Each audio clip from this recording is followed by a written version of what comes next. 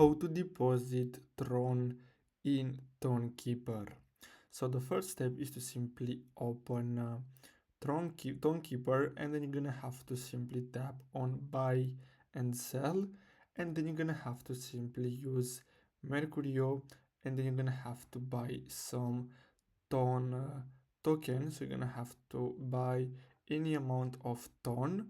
Now after you buy TON, you're gonna have to go back and then tap on swap, and then you're gonna have to select the TON and then simply select here and search for TRON, and basically that's all you have to do. So you're gonna have to, so let's search for TRX, and basically that's how you can basically deposit TRON in Tonkeeper.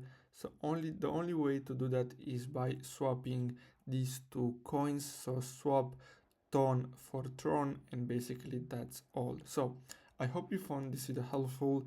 Don't forget to like and subscribe. Thanks for watching.